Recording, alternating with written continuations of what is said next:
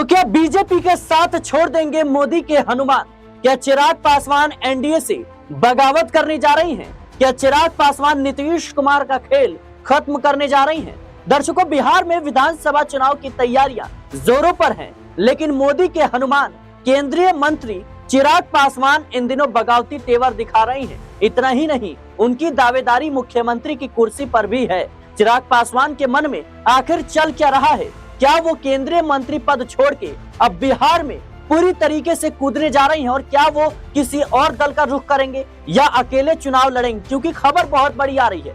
दरअसल सूत्रों के हवाले से खबर आई है कि जेडीयू 100 सीटों पर और बीजेपी 100 सीटों पर चुनाव लड़ती हुई नजर आएगी, लेकिन चिराग पासवान को महज 28 से 30 सीटें ही दी जा सकती है। लेकिन चिराग पासवान की पार्टी का कहना है कि 60 से 70 सीटें चाहिए। मेरे साथ अब्बास हैं जो बिहार की राजनीति को बारीकी से जानते हैं। अब्बास जी, कितनी बड़ी खबर है ये एनडीए के लिहाज से? बिहार में विधानसभा चुनाव की तैयारियां जोरों पर हैं, लेकिन चिराग पासवान को महज 28 से 30 सीट, लेकिन उनकी मांग 60 से 70 सीटों की है। कैसे देख रहे हैं आप?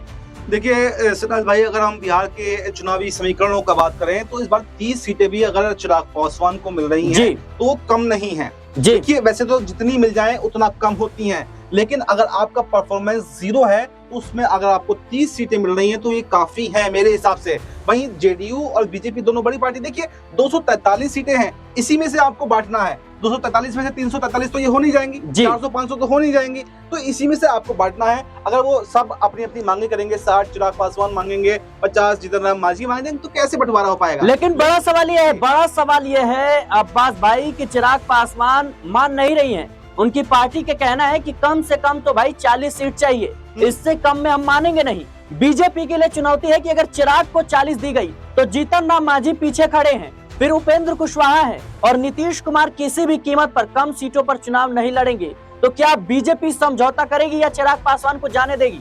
देखिए, समझौता करना भी पड़ता है और जाने भी देना पड़ता है। देखिए, हर तरह के समीकरण होते हैं। अगर बीजेपी को ये लगता है कि उनको वाकई चिराग पासवान की जरूरत है तो समझौता करेंगे, लेकिन अगर बीजेपी को ऐसा लगता है कि जाने में ज्यादा फायदा है, क्योंकि मैं आपको थोड़ा सा फ्लैशबैक में जाना चाहता हूँ। 2020 के चुनाव में क्या हुआ था? चिराग पासवान एनडीए से अलग लड़े थे, तब भी शायद सीट शेयरिंग का फॉर्मूला ठीक नहीं बैठ पाया था और चिराग पासवान लड़े। इसका नुकसान किसको हुआ? जेडीयू को नुकसान हुआ, जबकि बीजेपी को कोई नुकसान नहीं हुआ।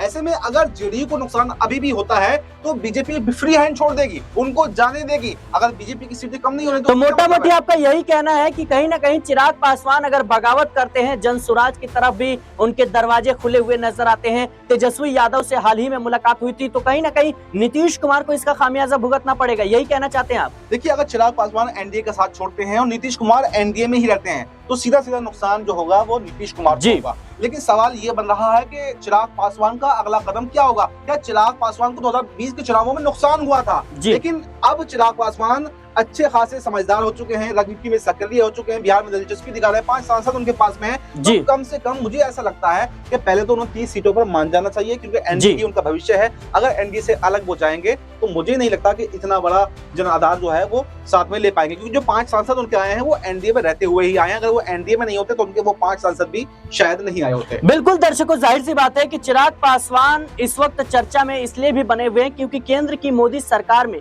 वो मंत्री हैं, लेकिन इसके बावजूद वो कह रहे हैं कि मैं केंद्र की राजनीति नहीं करना चाहता, मैं बिहार की राजनीति करना चाहता हूं और मैं बिहार के लिए कार्य करना चाहता हूं। लेकिन अब्बास भाई, मेरा सवाल ये रहेगा कि चिराग पासवान क्या वाकई में मोदी का साथ छोड़ देंगे अगर सीटों को लेकर समझौता नहीं होता है तो?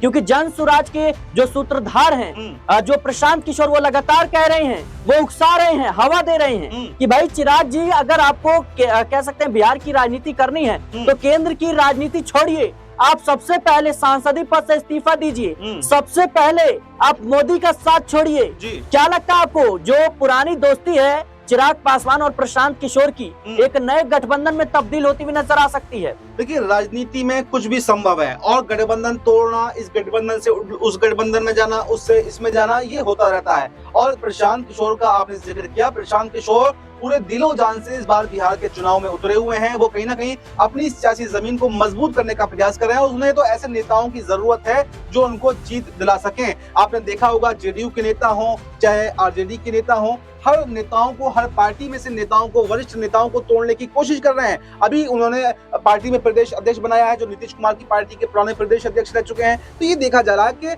हर कोई भी नई पार्टी आए तो वो दूसरे पार्टी के नेताओं को तोड़ती है जिससे उसकी पार्टी का जनाधार मजबूत हो। तो प्रशांत किशोर तो चारों हाथ फैलाकर चिराग पासवान को कैप्चर करने में लगे हुए हैं। लेकिन चिराग पासवान क्या प्रशांत किशोर की बातों में आएंगे? क्या चिराग पासवान बातों में बहक जाएंगे या जो सही निर्णय हैं वो लेते हुए नजर आएंगे? और जो मोदी से उनका हनुमान वाला रिश्ता है, वो खुद को कहते हैं कि मैं मोदी जी का हनुमान हूं, क्या वो हनुमान वाला रिश्ता अब बिहार के चुनावों में खत्म हो जाएगा? लेकिन सवाल तो ये भी है ना कि अगर वो केंद्र की मोदी सरकार में मंत्री हैं तो उन्हें बिहार की राजनीति करनी है। बिहार की राजनीति के लिए वो कह सकते हैं कि सक्रिय हुए हैं। लेकिन जिस तरीके से भारतीय जनता पार्टी के कुछ बड़े नेताओं को केंद्रीय मंत्री बना करके साइडलाइन किया गया, क्या वही खेल चिराग पासवान के साथ हो रहा है? इसीलिए कहीं ना कहीं वो असमंजस की स्थिति में और इस चाल को समझ चुके हैं और इसीलिए वो बिहार चुनाव में उतरने की बात कह रहे हैं।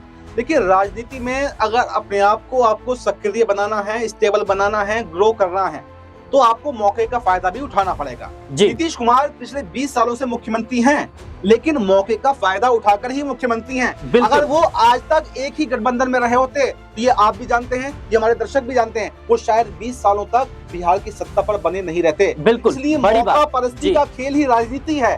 तो ऐसे में चिराग पासवान को ये देखना है कि उन्हें एक ही जगह टिके रहना है या फिर मौका। तो क्या चिराग पासवान के मन में ये डर है कि जिस तरीके से अंबेडकर मुद्दे को लेकर गृह मंत्री अमित शाह और बीजेपी सवालों के घेरे में थी, उसके बाद जो दलित थे वो काफी ज्यादा नाराज बताए गए। इसके साथ ही आरक्षण को लेकर जिस तरीके से भारत बंद का ऐलान किया गया तो चिराग पासवान ने उसका भी समर्थन किया एनडीए के खिलाफ जाकर के। इसके अलावा देखा जाए तो मुस्लिमों ने जिस तरीके से जो मुस्लिम संगठन है उन्होंने बहिष्कार किया नीतीश कुमार, चंद्रबाबू नायडू और चिराग पासवान का, उससे भी हताहत नजर आए। और कहीं ना कहीं मुस्लिमों के पक्ष में चिराग पासवान लगातार एक्टिव नजर आ रहे हैं। कई मुद्दों को लेकर के वो अपनी बयानबाजी रखते हैं जो कि बीजेपी से अलग होता है और ये भी कह चुके हैं कि जो मेरी सहयोगी पार्टी है बीजेपी, जो उसकी विचारधारा है उससे मैं सहमत नहीं हूं। हम गठबंधन में जरूर हैं लेकिन हम सहमत नहीं है। एनडीए की जो बिहार सरकार है उसको लेकर कह चुके हैं कि भाई मैं नीतीश सरकार का हिस्सा नहीं हूं, केंद्र सरकार का हिस्सा हूं, लेकिन एनडीए का सहयोगी होने के नाते मैं सरकार का समर्थन करता हूं। तो ये सब क्या दर्शाता है, क्या होने वाला है बिहार में?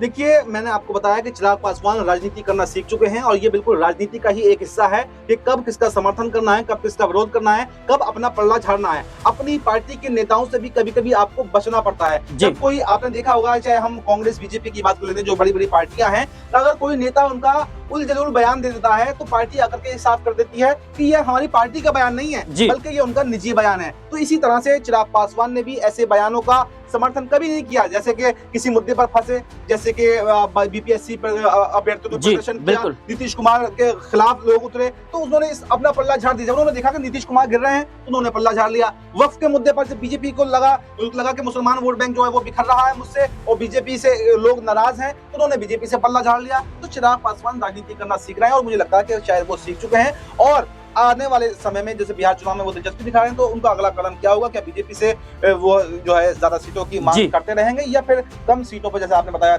28-30 सीटें उनको मिल रही हैं, अगर 28-30 सीटें मिल रही हैं तो ये भी मेरे ख्याल से उनके लिए ठीक है। बिल्कुल दर्शकों, जाहिर सी बात है कि चिराग पासवान को लेकर सवाल इसलिए भी उठ रहे हैं क्योंकि उन्होंने हाल ही में बड़ा बयान दिया था कि 243 सीटों पर चुनाव लड़ने की हमारी पार्टी तैयारी कर रही है और मैं भी चुनाव जरूर लड़ूंगा। उनकी पार्टी लगातार सर्वे करा रही है कि चिराग पासवान के चुनाव लड़ने से पार्टी को फायदा होगा या फिर नहीं होगा। चिराग पासवान सेफ गेम खेल रहे हैं और चुनाव जैसे जैसे नजदीक आ रहा है चिराग पासवान को समझना मोदी और जो नीतीश कुमार है इनके लिए मुश्किल होता जा रहा है। देखना होगा चिराग पासवान का क्या कुछ अगला कदम होता हुआ नजर आएगा। फिलहाल के लिए इस रिपोर्ट में इतना ही। देश और दुनिया की तमाम खबरों के लिए बने रहे नेक्स्ट 9 आवाज के साथ।